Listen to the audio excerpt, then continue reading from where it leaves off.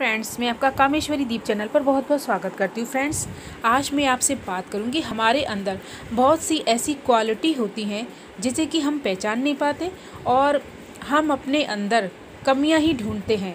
हमारे अंदर एक ऐसी क्वालिटी है जो अन्य लोगों में भी नहीं है। ज़रूरत है तो सिर्फ उसे पहचानने की और उस क्वालिटी की ओर विकसित कर अपने क्षेत्र में सफलता प्राप्त करने की। अगर हम यकीन कर लें कि हम सफल हो सकते हैं तो इससे दूसरे भी हम पर विश्वास करने लगेंगे और उनका भी कॉन्फिडेंस हमारे ऊपर बढ़ जाएगा। इंसान की सबसे बड़ी कमज़ोरी खुद का मूल्यांकन कम करने की होती है। वे हमेशा बस यही सोचते हैं कि हम में कोई क्वालिटी नहीं है, हम में बस कमियां हैं। बहुत सारे लोगों की ऐसी आदत होगी, आपने भी देखा होगा कई बार फ्रेंड्स। और हमें अपनी कमियों के बारे में हमेशा पता होना चाहिए। ये तो बहुत अच्छी बात है अगर आपको अपनी कमी के बारे में कुछ पता है। इससे ये फ़ायदा होगा आपको कि आप उन कमियों पर काम करके आगे बढ़ेंगे जीवन में, और क्या आपका रास्ता सही है और क्या वर्क करना है आपको अपने ऊपर, इस बात के बारे में आपको अच्छे से जानकारी हो जाएगी और इससे आप अच्छे से सफल हो पाएंगे। अपनी कमियों का जब पता चलता है तो हमें उस पर काम ज़रूर करना चाहिए और हमेशा अपने गुणों की, अपनी क्षमताओं पर ध्यान केंद्रित करना चाहिए। यह जान ले कि आप जितना समझते हैं आप उससे कहीं बेहतर है। और बड़ी सफलता उन्हीं लोगों का दरवाज़ा खटखटाती है जो लोग लगातार खुद के सामने ऊंचे लक्ष्य रखते हैं और जो अपनी कार्य क्षमता को सुधारना चाहते हैं। तो हमेशा अपनी क्वालिटी को देखिए और उसमें कार्य कीजिए, कमियों को दूर करने की कोशिश कीजिए। आइए इसको एक कहानी के द्वारा हम समझते हैं। ये कहानी है पेड़ों की समस्या। फ्रेंड्स, इस कहानी के द्वारा आप समझ में आपको आएगा अपनी क्वालिटी के बारे में। तो आइए शुरू करते हैं, इस कहानी को सुनिए। एक राजा बहुत दिनों बाद अपने बगीचे में सैर करने के लिए जाते हैं, पर वहाँ वे देखते हैं कि सारे पेड़ पौधे मुरझाए हुए हैं। अब राजा बहुत चिंतित होते हैं। उसने इसकी वजह जानने के लिए सभी पेड़ पौधों से एक एक करके सवाल पूछने लगे और आँख के वृक्ष से सवाल किया तो वह क्यों मर रहा है, क्योंकि उसने कहा कि मैं देवदार जितना लंबा नहीं हूँ।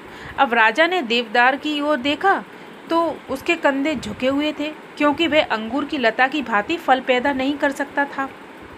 अंगूर की लता इसलिए मरी जा रही थी कि उसको गुलाब की तरह नहीं खिल पाई थी।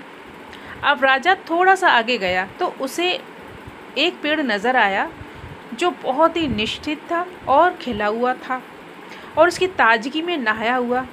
वह बहुत ही अच्छे से मुस्कुरा रहा था, बड़ा ही सुंदर वृक्ष लग रहा था।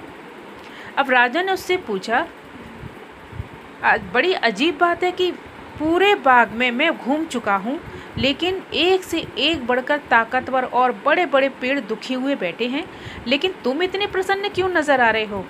ऐसा कैसे संभव है? पेड़ बोला, महाराज, बाकी पेड़ अपनी विशेषताएं देखने की बजाय स्वयं को दूसरों से तुलना कर कर दुखी हुए हैं, जबकि मैंने ये मान लिया है कि मैं अपने आप में बहुत ही सुंदर हूँ और बहुत ही अच्छा हूँ।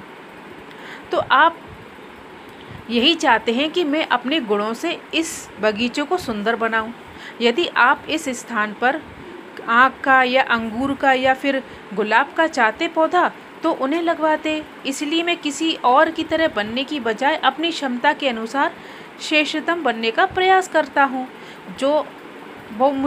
और मैं उससे प्रसन्न रहता हूँ।